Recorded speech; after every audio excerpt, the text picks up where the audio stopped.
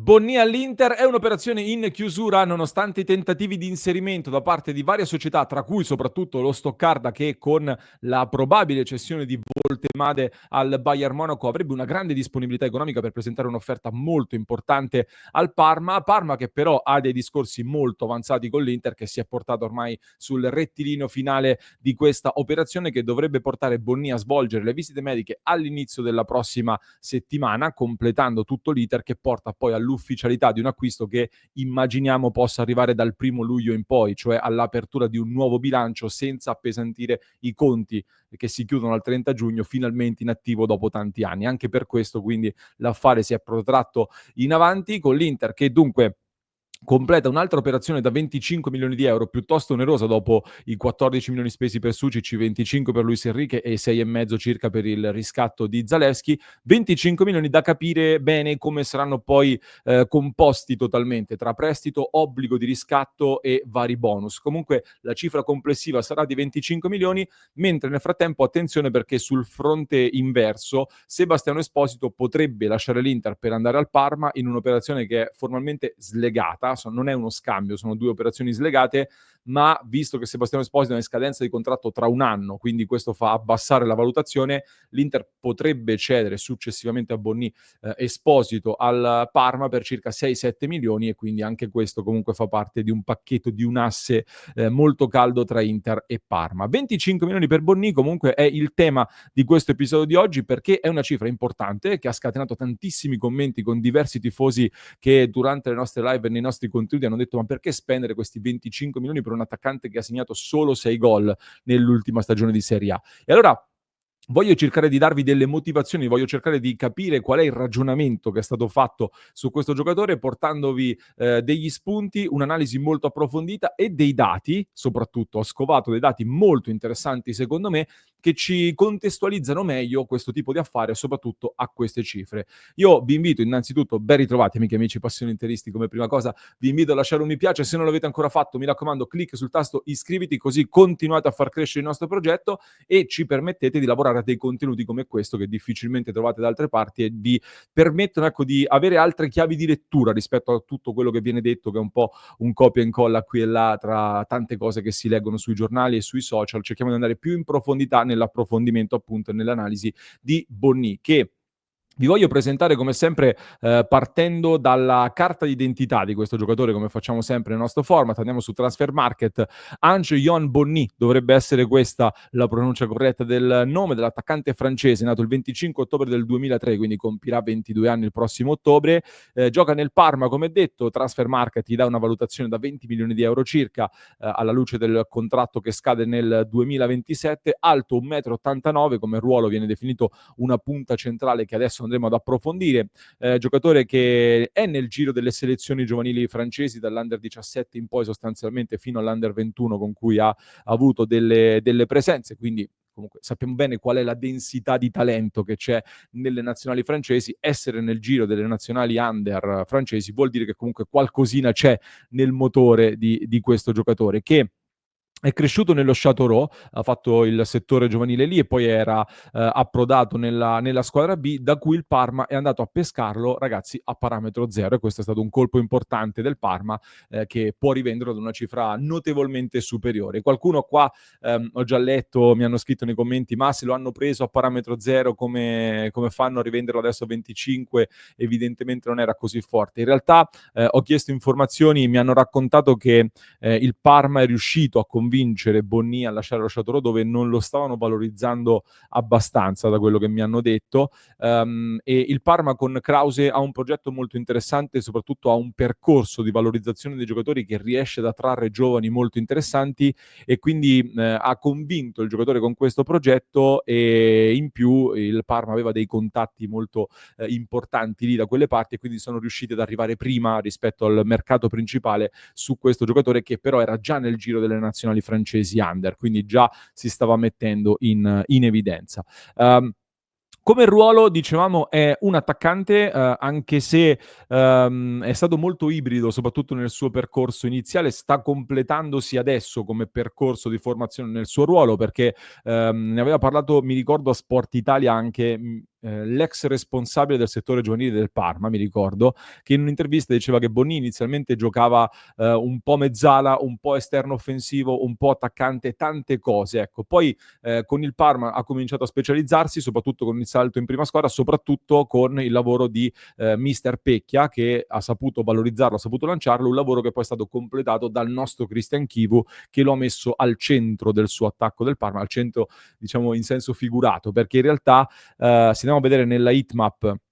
della sua ultima stagione al Parma, vediamo se la becchiamo un attimo, eccoci qua, la heatmap della sua ultima stagione al Parma, vedete si tratta di un giocatore che l'area di rigore non la riempie ancora a sufficienza per poterlo considerare una vera e propria prima punta, è un giocatore che invece ama svariare molto sul fronte offensivo, venendo molto a giocare tra le linee, arrivando addirittura a giocare il pallone molto anche sulla linea di centrocampo, quindi è un giocatore che partecipa molto alla manovra, un attaccante molto moderno da questo punto di vista. Quindi questo per farvi capire un po' il ruolo, dove agisce principalmente, dove ha agito principalmente fino ad ora. Andiamo però più nel dettaglio, più nell'analisi delle caratteristiche di questo giocatore. Come sempre vi porto dei punti di forza e delle cose da migliorare e poi andiamo nell'analisi dei dati in un confronto che secondo me sarà molto interessante. Come punti di forza io ho individuato, dal mio punto di vista, il fisico barra l'atletismo, cioè le caratteristiche fisiche di questo giocatore che come detto è quasi 1,90 m, ha una stazza abbastanza importante e questo gli permette di lavorare molto bene spalle alla porta, di proteggere il pallone, di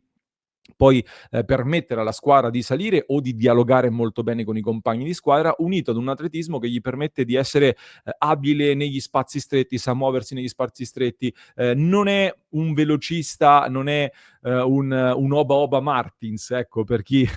per chi ha vissuto il mitico Oba Oba come velocità, ma è un giocatore che comunque ha una buona rapidità e soprattutto negli spazi stretti, come dicevo, è molto bravo. Tant'è che nei dribbling assolutamente possiamo individuare uno dei suoi punti di forza. Sono caratteristiche queste tutte molto collegate: fisico, atletismo, abilità negli spazi stretti, dribbling, anche la conduzione del pallone sicuramente sono caratteristiche che appartengono a questo giocatore, che è un giocatore molto tecnico, anche abile nei passaggi. Per essere un attaccante ha una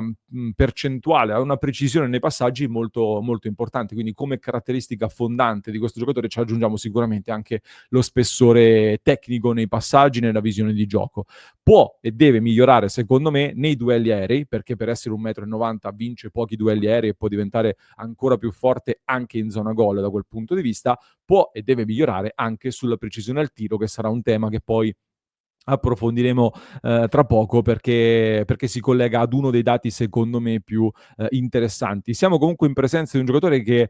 permette alla squadra, genera occasioni da gol per la propria squadra, almeno è questo quello che ha fatto fino ad ora con il Parma. Ha un'ottima partecipazione sia alla fase offensiva e nel vivo del gioco, sia alla fase difensiva. È il primo giocatore del Parma, è stato il primo giocatore del Parma a contribuire alla fase di pressing, di aggressione molto alto, quindi è un giocatore forte nei duelli, sia quando si tratta di dover attaccare che di recuperare palla e difendere. In generale è un giocatore che definirei anche intelligente, secondo me, come letture e non soltanto. Arriviamo però ad un confronto, perché in tanti hanno detto l'Inter prende Bonnì perché è il giocatore più simile a Marcus Thuram, è un giocatore con caratteristiche simili a Thuram e quindi l'Inter vuole un backup, un sostituto, un'alternativa di Thuram che ha rivisto in Bonnì. Ecco, Thuram rispetto a Bonnì, ci ricolleghiamo a quella hitmap che abbiamo visto prima, copre molto più campo, proprio come modo di svariare, come modo anche di andare più in velocità, ad attaccare di più la profondità. Queste cose Thuram le fa meglio. In generale Thuram oggi è chiaramente un giocatore di livello superiore rispetto a Bonnì e questo è piuttosto evidente. Thuram tra l'altro è un giocatore che nasce puramente esterno offensivo, poi convertito attaccante. Bonnì in realtà ha una formazione un po' diversa, quindi già si parte da una base differente che però presenta delle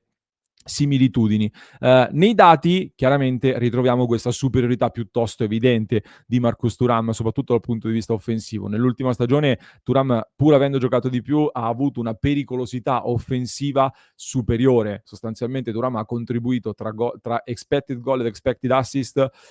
ci si aspettava un gol o un assist praticamente una partita ogni due, per Bonnì invece una ogni tre, quindi sicuramente molto più presente, molto più pericoloso in zona offensiva. Soprattutto Thuram, e qui ragazzi appuntatevi questo dato, Thuram ha segnato 4,1 gol in più rispetto a quelli attesi, quindi rispetto agli expected goal ha segnato 4 gol in più, Bonny ha segnato 3 gol in meno di quelli attesi. Vi metto questo semino e tra poco ci troviamo. Come possesso di palla, comunque come coinvolgimento nel gioco della squadra, Thuram e Bonny hanno avuto più o meno lo stesso coinvolgimento, quindi attenzione perché questo è un dato che pende a favore di Bonny, nel senso che nel Parma è stato un giocatore molto centrale per toccare 32 palloni, perché mediamente a partita, perché il Parma tocca molti meno palloni dell'Inter, chiaramente. Bonny però ha avuto leggermente più palloni, diciamo, portati palla al piede con cui ha guadagnato campo, quindi nelle conduzioni ha fatto delle cose alla Thuram, ne ha fatte anche un pochino di più rispetto a Thuram che però ne ha fatte di più di queste conduzioni nell'ultimo terzo di campo, mentre Bonny chiaramente in un atteggiamento un pochino più basso del Parma partiva da più lontano, quindi Thuram ha completato quest'anno, poi fermandosi un po' nel 2025, questa proiezione sempre più offensiva. Bonny questa cosa la dovrà fare e in questo evidentemente l'Inter vede un qualcosa su cui poter lavorare per crearsi dentro un nuovo Thuram, probabilmente con delle caratteristiche differenti, che ritroviamo in quest'altra slide, dove vediamo che Bonny ha avuto una percentuale di passaggi riusciti superiore a quella di Thuram, è stato più preciso nei passaggi, cosa non banale in una squadra dal tasso tecnico inferiore come il Parma. Ha tentato più dribbling di Thuram e forse rispetto a Thuram secondo me ha qualche skill un pochino più particolare nel dribbling rispetto a Marcus, che invece ha un po' più di potenza a lungo e rapidità come tentativo di dribbling. Anche come percentuale di dribbling riusciti, oltre a tentarne di più, Bonny è anche più preciso in questo, vince molti più duelli di Thuram. Thuram vince il 21,4% di duelli, Bonny vince il 57,1% di duelli nell'ultima stagione, quindi come vi dicevo era un suo punto di forza. Questo dato è un dato molto particolare che segnala un po' l'incidenza, ma poi va molto preso con le pinze. Gli expected goal dell'Inter e del Parma nella differenza tra il giocatore in campo e il giocatore fuori, cioè quanti expected goal vengono creati se il giocatore è in campo, meno quelli con il giocatore fuori dal campo. Sostanzialmente il Parma con Bonny in campo crea 0,47 expected goal in più rispetto al Bonny fuori campo, quindi ha un'incisività in questo sul Parma molto superiore a quella che ha Thuram nell'Inter. Semplifichiamo così questo dato. Sui duelli aerei invece, come detto, l'avevo messo infatti tra le cose da migliorare, Thuram vince il 57% dei duelli aerei, Bonny il 24,7%, quindi evidentemente deve assolutamente migliorare. Questo quindi per darvi il contesto di un confronto che ha un fondamento, ha un senso, sono però chiaramente dei giocatori, più i giocatori sono forti, più i giocatori sono di alto livello, più diventano abbastanza unici e irripetibili. Però, come detto, questo era per farvi capire la differenza con il nostro Marcus Thuram. Ma andando alle conclusioni, perché allora l'Inter vuole spendere questi 25 milioni per un attaccante che, come detto, nell'ultima stagione in Serie A ha segnato 6 gol e fornito 4 assist, non un numero clamoroso di gol segnati. Gran parte dei motivi li abbiamo già elencati, quindi parlando delle sue caratteristiche, giocatore francese di valore che sicuramente può ulteriormente valorizzarsi, giovane, in linea con quello che è il tipo di investimento che vuole fare l'Inter nella nuova era Octree, in linea con la necessità di aggiungere un giocatore che possa fare un po' il Thuram e te lo vuoi costruire in casa, il fatto che si voglia ringiovanire il reparto mettendo dentro una potenziale alternativa a Thuram che in questo momento non avresti. I maligni diranno anche che l'Inter vuole Bonny solamente perché la gente è il solito pastorello con cui l'Inter fa spesso tanti affari. Ehm,